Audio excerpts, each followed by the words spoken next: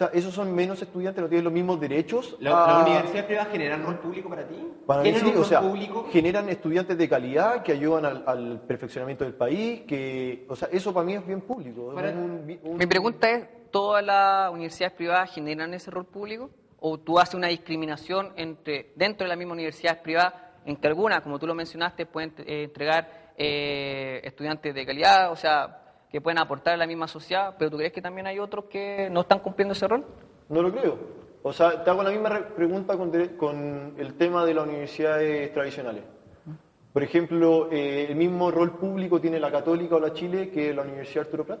No, claramente no, pero Entonces, bajo nuestro entendido... regular el sentido público de las universidades privadas sin decir que la calidad de una educación de tradicional X es igual. O sea, ¿por qué no regular también la calidad de una educación tradicional que ahora no está siendo efectiva y sí a una privada? O sea, bajo nuestra postura entendemos de que dentro de las universidades tradicionales hay algunas que también tienen bastantes problemas, pero bajo nuestro diagnóstico es también por la desvinculación que ha tenido el Estado con esas mismas casas de estudio. Y también dentro de las trabas burocráticas, pero si entendemos que las universidades privadas, donde tiene mayor flexibilidad, donde tiene mayor nivel de endeudamiento y en cierta medida pueden tener una competencia mucho mayor con las universidades tradicionales, nuestra pregunta es, ¿por qué hay ciertas casas de estudio? Yo no comparto contigo bajo ningún caso de que todas cumplen un rol público, para nada. Hay algunas que no están dentro de la acreditación y que sí están entregando cartones y ahí se condice. El entregar profesionales no es un rol público, no es entregar profesionales a la sociedad. O sea, pueden entregar profesionales, pero ello lo condice con lo que plantea el gobierno. El 57% de los estudiantes de la educación superior que egresan no están trabajando lo que estudiaron. Entonces mi pregunta, ¿esas casas de estudios están asegurando que ese estudiante que egresa tenga un rol dentro de la sociedad? Bajo esa misma estadística que plantea el gobierno, yo digo que no. Entonces, ¿por qué una casa de estudio o el Estado tendría que financiar una casa de estudio que no está cumpliendo ese rol? Dentro de muchos criterios más.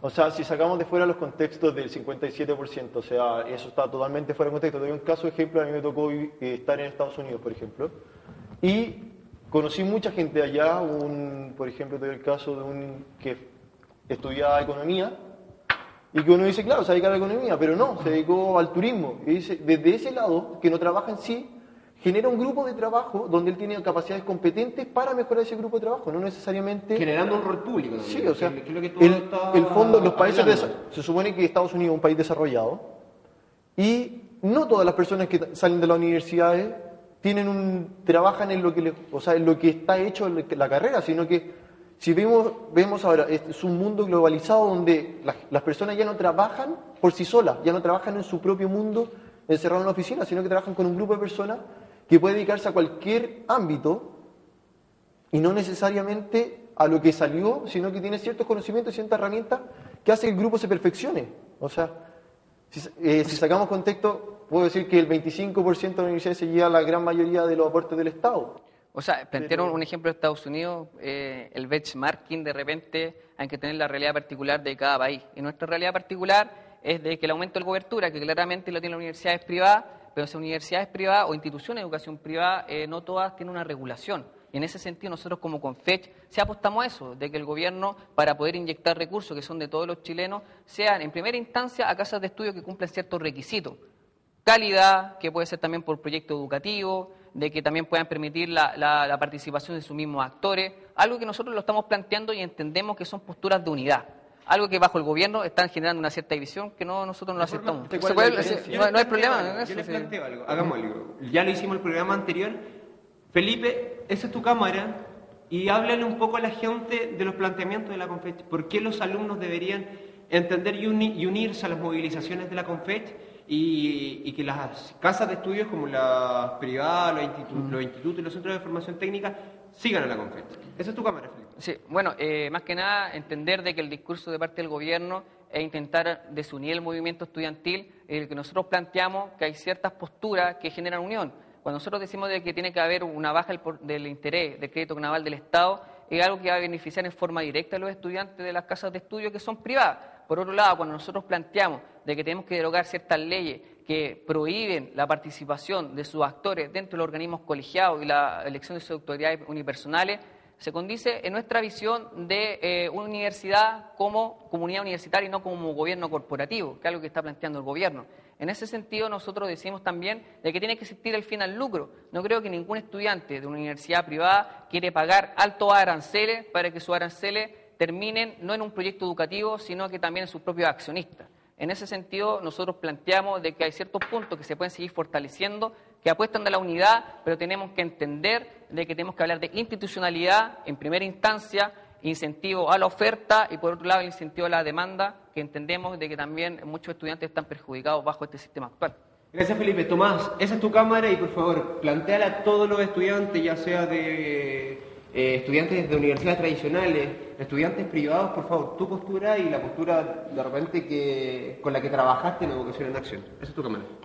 Primero, llamar a que las marchas no son lo más efectivo. O sea, el gobierno está llamando al diálogo y todavía no se cierra ningún sistema de comunicación. O sea, para mí las marchas no son lo primero que hay que hacer para presionar a un gobierno, sino que entablar una discusión sobre una mesa y no salir a las calles a hacer destrozos como ha pasado, o sea, parten pacíficas, pero al final terminamos con daños sobre los 5 millones de pesos a una comuna.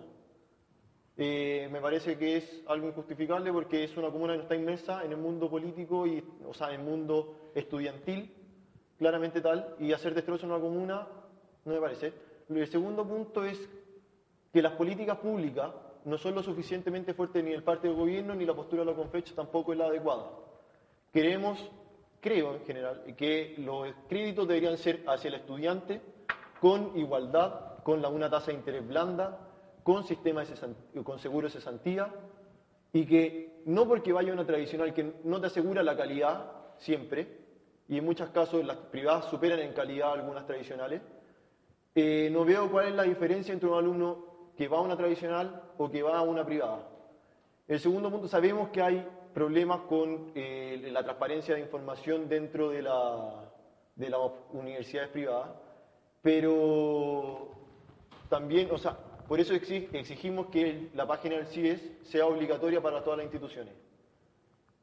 No puede ser que un alumno sepa dónde va a ir, no sepa a dónde van sus dineros, y con eso concuerdo con Felipe, que debe haber una transparencia en cómo se manejan los dineros dentro de una universidad, pero siempre las políticas públicas deben ir enfocadas hacia el estudiante y no hacia la institución. Nadie dice que el gobierno tiene que dejar a las universidades estatales de lado, porque son sus universidades, pero ¿qué pasa, por ejemplo, con la Católica, con una universidad privada?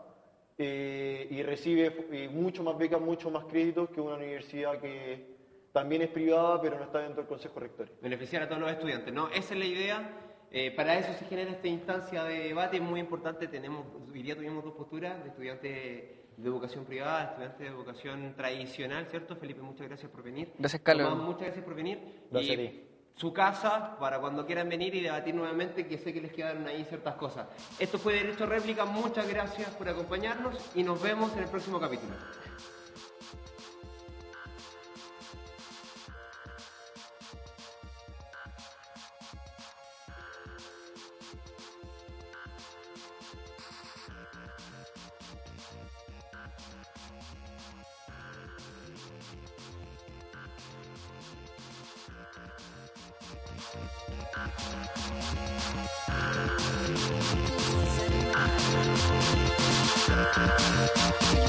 Ti si sembrai, a tu non fai non szumili. Ti widział, że my z tego nuwa.